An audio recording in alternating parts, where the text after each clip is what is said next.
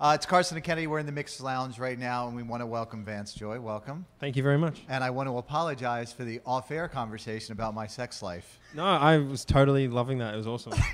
And he contributed nothing. He just sat there going, He's smart. I am not going to mention anything. I want to talk to you about, obviously, the video going viral with Taylor Swift and her covering your song. And I'm wondering if you've thought about covering one of her songs to help her become more popular. Yeah, I mean, I want to give her a leg up, you know? Like, she's been struggling. Yeah, I mean, like, she just released the album and, yeah, it's only, like, probably, yeah. I mean, you got to be generous as an artist, so, yeah, I'll think about it, definitely. You should do Shake It Off. Could you do I mean, I love that song. I don't want to, like, she did such a good job on my song. I don't want to, like, make a meal out of one of her songs and be like, and it's like, oh, Vance Joy covered a Taylor Swift song. It's like, and 5 people saw it. I have a question. Is make a meal out of it Australian for F up? Yes. Yeah. I want to ask you, because you're a newer artist, we hear a lot of things nowadays with how people get discovered. Obviously, with it being easier for an artist to get out to people, you know, they use things like YouTube, or they use Instagram, or or Snapchat or whatever. How did you get discovered? When was that moment when you realized, oh my gosh, there's somebody that is interested in me and signing me to a record deal?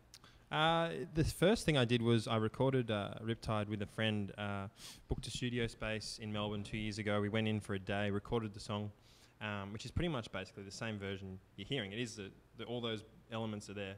We just had it touched up by a producer, put some thicker bass on it, right. Boosted the drums and stuff, but and some backing vocals. But that we recorded it. I put it on SoundCloud. I set up a little Vance Joy page. I made my own artwork and I put it up. And then I think I had like about 1,000 listens in about a week. You were very excited. I mean, that was awesome. I was like, oh my god, like this is crazy. I was like, this has gone viral. And it's kind of like Ebola right now. It's a small virus, but it's still getting out there. Yeah. I had like Ebola contained on my SoundCloud, and so that was an exciting time, because it was just like, for me, that was like, whoa, this is cool, and it was a small amount of people, but it was still like connected. Now, on SoundCloud, for people that don't know, it's an online service where people can post music, and then you can put little comments as the song is playing. So was one of the little comments like, hey, this is the president of Epic Records or wherever, I want to sign you? Is that how did they hear your song? It got through, actually. So I put it on Facebook as well, and I was Facebook friends with my manager currently, and my current manager, and he'd listened to the song and he's like, this is kind of cool. Like, I didn't know that, first of all, that you were interested in music and making your own music. So he kind of gave me a call. He's like, hey, like, do you feel like doing music, you know, more seriously, and do you have more songs? And we kind of from there we kind of started talking, and we kind of worked out a blueprint for the next few years. And from there, from him passing it around to different friends and people in the industry, I got a call from Atlantic and went over there. I was looking at your Twitter page. You've been seems on the road for quite a minute here. Yeah. What do you miss the most about home? What do I miss? I miss doing nothing. I've got this idea in my head that I'm just going to go back to Melbourne in December. I'm just going to do nothing, like walk around, and I think it's just like the vegging out that you miss out on. They kind of can do a little bit of a veg out on tour, but it's all very structured. So I kind of want to just go to the beach and we have a couch in the office if you want to just and chill. I've seen these things are amazing. Like, down. I sat there for a couple of moments and it was like, I can't give myself too much relaxed time, because I'm just like, the wheels will fall off, you know? Now, I noticed that when we were out in the hall, we have some listeners here that are going to be coming in to meet you in a little bit. And Lou, the guy from the record label, says, okay, everybody wait for James. They were very confused. Do you find it confusing when you use a pseudonym? Because I have the same thing. My name's Salt, but my real name's Ryan. Last time I talked to Passenger, his name's Mike, but he goes by Pat. Does it just, like, sometimes you're like, who the hell are you talking to? Yeah. I go by Vance.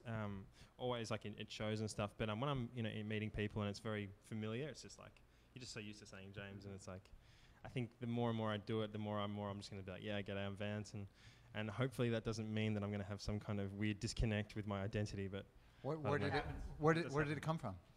The name came out of a book called Bliss by Peter Carey, and I was reading the book, and did you say by Katy Perry? Yes, by Katy Perry. No, by Peter Carey. By Peter Carey. Oh, sorry. I wish it. I mean, it would be. I would definitely get some more. I'm not a big people reader. Would be like, oh, of course, like Katy Perry. Yeah, I've heard of her. In fact, you should do that. I'm familiar with her. You should do that from now on.